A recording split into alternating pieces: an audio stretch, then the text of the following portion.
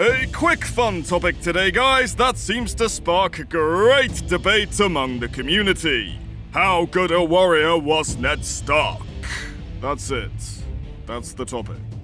Almost every other noteworthy warrior in the series has at least one highly impressive accolade that backs up their acclaim and warrior prowess. Robert had some tourney wins under his belt, but even that pales in comparison to fighting a year-long war in which he was on the front line of every battle he took part in, whilst also being public enemy number one to the Loyalists, and therefore the priority target to focus fire. And I don't know about you, but I highly doubt he was able to blend into the rank and file, what with his abnormal size, unique weapon, and rather distinctive helmet. He probably copped a lot of heat on the battlefield, and still smashed his way to victory, no matter who stood in his way. Stand aside, Rhaegar. My green sight is telling me this doesn't end well for you. Arthur Dayne killed the Smiling Knight. This may be his only notable feat, but it is an impressive one that cements him as one of the best. The Smiling Knight is sold as his era's Gregor Clegane. Only this guy wasn't a brutal mid-skilled weight bully, but actually a deadly swordsman of the highest caliber. Jaime cut his way through a few Nervaners on his suicide charge to Robb. Now, this might not seem all that impressive, but given that Nervaners are generally represented as pound for pound the best warriors when you're talking the average, getting through even 3 of their elite... This is the confirmed and witness kills in the book, but there is likely to be more along the way. And the fact he was only stopped because he got his sword stuck in one of their heads really speaks to how dangerous Jaime is, even when caught with his pants down. God damn it, Tom! Oberyn did have the mountain dead to rights before that one careless, emotionally charged moment. It's a fight of David and Goliath proportions. And Barristan... look, take your pick. But for good old Ned Stark, there isn't really anything, and it does make a lot of us fans ponder how good he really was. His main feat is surviving and apparently killing Arthur Dayne. But even if it's not through underhandedness as depicted in the show, Ned himself acknowledges he would have died without Howland Reed and his Valyrian steel shotgun. He's very much an unknown quantity to both us the fans and the characters in the series, since the guy famously doesn't participate in tourneys. Which means some fans think he's a... scrub, and others think he's a dark horse elite. So today we're going to break down the evidence presented in the books and the author's statements to come to a conclusion. Is he among the elite S-tiers of Dayne, Selmy, Robert, Jaime and Oberyn? The respectable C-tiers of Jon, Robb and Sir Roderick? The pathetic Z-tiers of Joffrey, Sir Dontos and Samwell? Or the Mega S-tier of the Manis, Hot Pie, Sir Pounce, and of course Janos Slynt's friends in the capital? Well, let's start building that case. The first thing to look at is the word of the author. George said that Ned was an excellent battle commander, but when it came to sword in hand, Brandon was the best of the Stark brothers. And in another interview, he states Ned was comparatively average next to another fictional character. But something I think many people neglect to acknowledge about the latter quote regarding Ned's sword skill is that George was comparing Ned to Boromir. Yes, Borrow, you can riddle me with arrows and I can still basically solo your Uruk-hai army, Boromir. I wish I could provide a link to the source for this, but unfortunately it doesn't exist anymore. However, a Google, Wayback Machine, or a search through Reddit can confirm its existence. So either take our word for it, or go and do your own damn homework. So this must mean that Ned is actually pretty damn elite, right? And Brandon is touching demigod levels. The average next to Boromir is not the average by the World of Ice and Fire standards. Remember, Boromir is comparable to Aragorn. Yes, this guy. I am, of course, kidding, guys. I know George's intentions with these statements is to get across that Ned is just average for a swordsman. But just because George says it so, does that make it so? Well, as you all know if you watch our videos, we do not put stock in the word of God by itself as the lone basis for an argument. The author's word can be valuable insight and great for reinforcing a point, but in our opinion, and stressing in our opinion, its validity first and foremost needs to be backed up by what's in the pages, and it's worth noting not all statements are made on equal ground. Series-specific examples as follows. The phrase always intending on betraying Robb if the scale tipped against him, regardless of broken marriage pact or not. I mean, yeah, that's backed up heavily by how the phrase are characterized in story. Walder is slimy as fuck. Totally within his character. Arthur Dayne being the greatest fighter ever? Maybe? There's nothing deal-breaking to the statement, but there is issue to be taken with it when you look at what's in the pages. There's enough there to say he was one of the best, and he's held in such high esteem by those who remember him, but there's clearly some rose-tinted glasses at work. One character has matched his most impressive known feat in arguably more impressive circumstances, and other characters have more impressive known accolades to their warrior prowess. Arthur could have been the greatest, but there's not enough in the pages yet to set that in stone. And last example, Arya Stark being a psychopath. Yeah, that's just flat out wrong. No debate and no room for interpretation. George's statement here is just wrong. He may have intended for Arya to be a psychopath, but he hasn't managed to transfer that intention to the pages in the slightest. And thus, as you can see, the word of the author is not infallible, and if someone's sole argument is, "because the author said so," with nothing else behind it, I'm sorry, but the author has given you absolutely no reason to think that, and you should take their balls out of your mouth and apply your own critical thinking. This kind of stuff is the reason the death of the author is widely regarded as a perfectly valid literary theory. In our humble opinion, you shouldn't outright dismiss an author's input on their work, but facts are facts. They aren't experts on every field out there, and boy does George's maths skills show us that. And yeah, they clearly know their world better than anyone else overall. But that doesn't mean you can't scrutinize what they say with your own observation. So, let's look further into Ned's case by looking at what we have in the pages.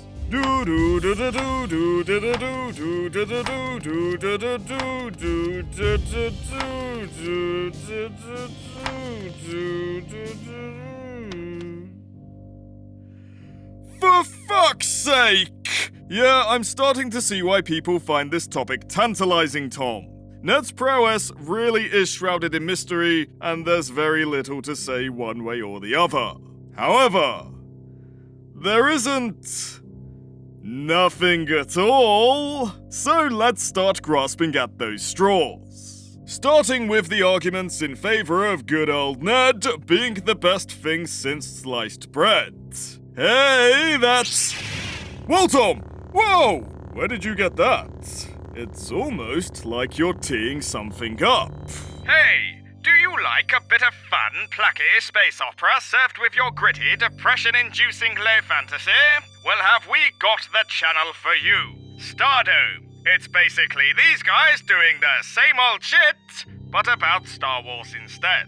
Check out the world of a long time ago in a galaxy far, far away today. And welcome back to Westeros. Perhaps the strongest evidence in favor of Ned being a great warrior was his involvement in both Robert's and the Greyjoys' rebellions. Ned took part in several of the key battles in these conflicts, and while, yes, he was in a command role, we can still infer he likely did get stuck in, did an awful lot of fighting, and survived. Why do we think this? Well, good old... Well, he never got a chance to be old! The young wolf famously leads from the front and gets stuck in during the War of the Five Kings. He obviously learned that was the best way to lead from someone, and the most probable identity of that someone is obviously good old Ned Stark. Another point in Ned's favour is his upbringing. Ned spent the first 8 years of his childhood in the North. Northern culture is known to be a bit more scrappy than those dandies in South, with brawling and tourney melees, with the safety measures classified as optional being mainstays in their society. Like with the Dothraki, this kind of culture is going to foster a fighting spirit because, by the old gods, if you want something, you're gonna need to be willing to scrap for it. After this, Ned was sent to the Vale for fostering under Jon Arryn. The Vale are well known for the quality of their knights, with some trusted sources like the fucking Menace stating they're the best around. From this, we can infer Ned's training in all things martial will have been some of the finest available to nobles in the entirety of Westeros. And to add on to his time in the Vale, there's another factor during this period in his life that presents a potential case Ned's skills were honed way past the point of average. Whether you think he was the best or one of the best is irrelevant. We're not here to have that argument today. Either way though, Robert Baratheon in his youth was an undeniable beast in combat and a naturally gifted warrior who lived and breathed all things martial. And due to their both being fostered in the same place and being roughly the same age, he was also likely Ned's most frequent sparring buddy growing up. This likely meant much of Ned's martial education was him having to keep up with the guy who would later become known as the Demon of the Trident. Surely, Ned was forcibly motivated to develop some exceptional martial prowess through the imposing challenge of regular training with Robert and the sheer osmosis of the experience. Personally, I think this little detail gets glossed over a bit too much when discussing Ned's warrior prowess. And that's all we've got to make the case for Ned being a top-tier fighter. Don't you fucking dare look at me like that! I made it painfully clear up front that we were going to be grasping at straws. Now, what about the arguments that send Ned the other way? Well, the biggie is the whole Arthur Dayne situation. We don't know the full story yet when it comes to the books, but Ned does make it pretty damn clear his victory was a result of Howland Reed's intervention. He did not best Dayne on equal footing, and while he can most certainly have a couple of points for merely surviving a brief confrontation with Arthur, the fact it doesn't seem to have been fair and square does shake at the foundations of Ned's formidableness being anything remarkable. Ned is also not physically exceptional. In the books, he's 5'10", which is simply average by Southern standards, but actually short by Northerner standards. And no one ever talks of him being muscled like a maiden's dream, which infers he was averagely built with average fitness. Which means, unlike units like Sandor, Gregor, Greatjon, and Robert, where their physicality can compensate skill and bolster their fighting output, any exceptional martial prowess would have had to have been purely based on Ned's skill, which, as anyone who is a real martial artist will know, can only get you so far against vastly superior physicality. Another point against him is simply rep and feet. Yeah, Ned doesn't fight in tourneys, so that already doesn't fucking help. But you would think if he was an immensely badass fighter, there would be some stories from his time in both rebellions of him doing at least one impressive thing. Even the deeds during the rebellion of a particularly minor character like Lyn Corbry have immortalized him as one not to fuck with.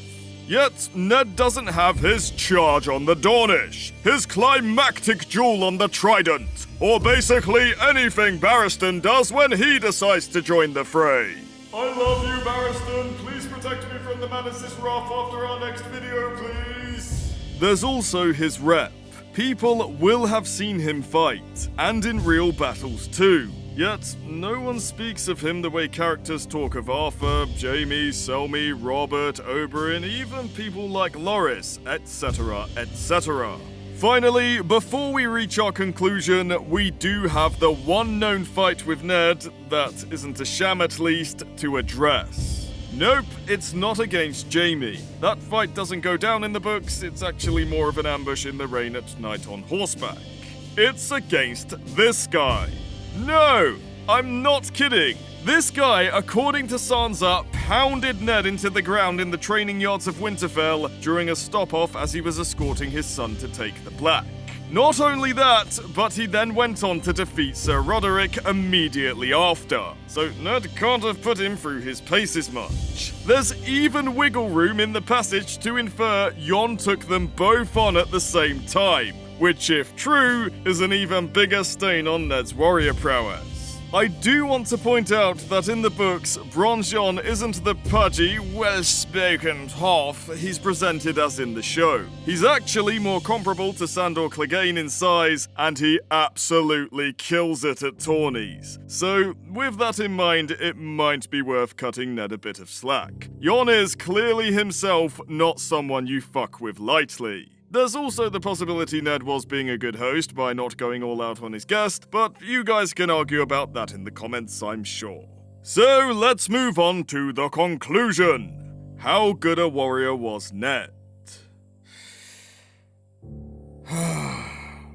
Hand me a slice of that humble pie, please, Tom. I think, despite the big long death of the author rant we went on earlier, this is an instance of George being absolutely spot on with us.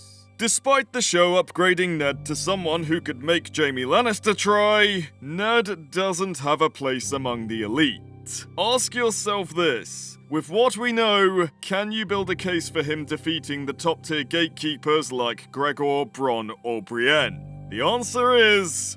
probably not. If we had some more details during his time in the Vale and whether or not he bested Robert during training, we might be able to pull him up a little. But as it stands, he's got 2 fights against elite warriors, one of which is a suspected whooping, and the other of which is an outright confirmed arse-kicking.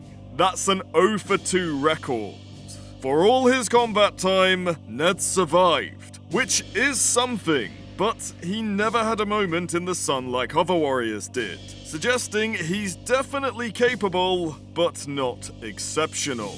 To be honest, this fits with his character. The beauty of A Song of Ice and Fire is we are given the story through multiple POV perspectives. Ned is one of those POVs, along with a few of the best warriors in the series, and this gives us some interesting contrast in their thoughts. You see, Jaime, Brienne, and Barristan will muse about combat.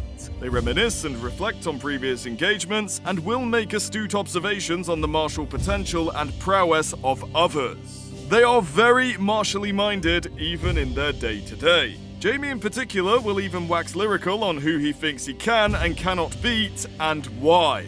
Ned, by contrast, is just not that way inclined. He doesn't care for fighting. He doesn't sit thinking about who he could and couldn't beat, or reflecting on old fights besides his near-death experience with Arthur, but even then that's probably more PTSD than martial evaluation. He spares far more thought on duty, family, and leadership, because that's more important to him than being an unbeatable warrior. I think with what's presented in his history and the little information we have, Ned was probably good. The sort of swordsman people mistook for nothing special, then got a rude awakening when their blades crossed with his. But if we had a gun to our heads forcing us to place him on a tier list, me and Tom would probably put him among the top of the C tier if we were being conservative, or the bottom of the B tier if we were being generous. That is to say, like Jon Snow, he can handle his business and probably tear through scrubs, levies, common foot soldiers, and even your average noble with no issues whatsoever, and you certainly shouldn't feel put out to have him as an ally on the battlefield, but he probably shouldn't be the first person you ask to stand for you in a trial by combat. And that's our take. Do you agree, or do you have a different opinion of good old Ned's fighting prowess? Was he more formidable than we concluded, or have we been too kind?